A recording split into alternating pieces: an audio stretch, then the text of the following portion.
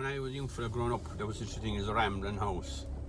A rambling house, we used to call them, was where people called at night and evening, sit down and have an old chat.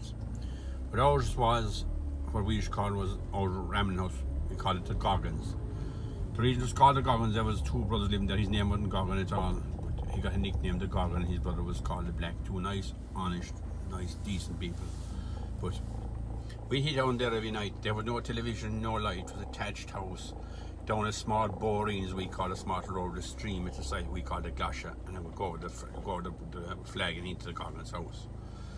Goggin was a man that he loved talking about war. He used to talk about war all day long and about bad times coming and rain and things like that. Well, the Black wanted to be talking about nothing.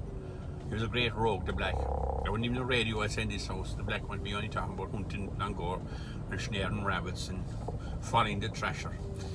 And Goggin would have to bring in the war and the Jap and the Germans, or the Black would have to bring in hunting and following the thrasher and crumb-walking for he went to school. And this is the way his stories go. He used to have great stories. He was a great man to tell a story. Germany, he said, the man living below us, there was another man living down further called Kruger. Thomas Kruger told me he was at a gomble one night. He said a gomble, he called it, which was playing cards when he told us at Christmas time. And Germany's man was telling me a damn good story, he said. He nipped him on and all, he said.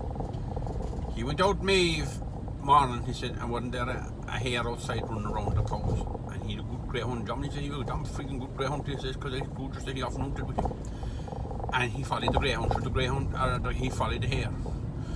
I mean, the hare was running out between the cows and she made a pure fool of him. And he drove in the cows to milk them, and cows in the tin to milk. Germany is the same thing the following morning again. The man was in an upper state, he said. So, by look should have it, didn't the beggar woman come around and for an old saucer of flour that was coming down the road, he said. And he told the woman his story. She said, I can't go drop a tea, Mum. He said, we've enough for tea. He said, we've enough to colour enough one milk. He said, we've enough, he said, to give it to colour the tea. And he told the woman his story. Jesus, the woman said, to think a woman, the traveller, and she said, that's a woman. She said, that's turned into hair. She said, there's milking our cows. And she'll care now for the year. The woman said to him, what do you want for a friggin' chance? She says, there's a woman living below, she said, down near the Limerick Tipperary border, she says. And you have to make her off. And he said, John, you look, because she's mad for it. He says, sweet bread. Carry it off a sweet loaf to her. And ask her for a dog. She's just no white greyhound, he said. And ask her for the dog. But don't go over Sunday, whatever you do, he said. And bring on her dog. And John, that's the only thing that stopped that here. The dog will catch that here, he said. The dog knows what he's supposed to do. John, he went down to Kilmore and he got on the train, he said, he'll eat down. And he got off the train below near Kilmore, he said, and he walked on. He inquired and he found all knew the woman. He went in and he knocked on the door and the woman was sitting down inside, he said, smoking, he do it in. Come on in, she said, and she said, what else? And he took the loaf of sweet bread and he told the woman his story. She said, I'm used to that. She said, dog down, she rubbed him. She said, I give you the dog now, she said, but you better make him better, sure, bring back the dog again, she said. And she said, whatever you'll do, she said, don't let out the dog. And she said, so when you put in the dog, she said, from the train, she said, cover him with a coat. And just take him in and walk him around the farm.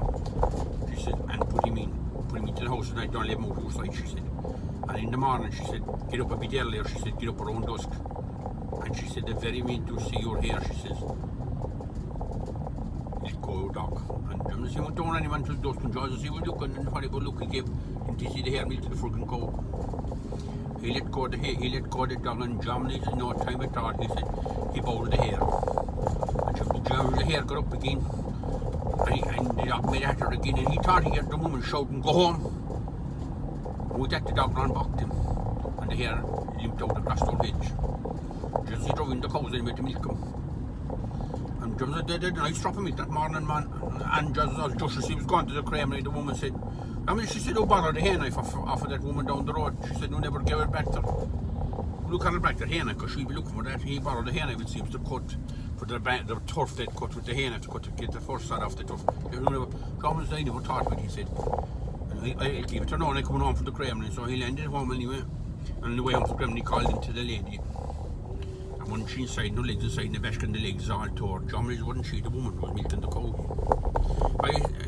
I asked Kruger, was that true? Kruger said, he said, that's friggin' fox, man, he said.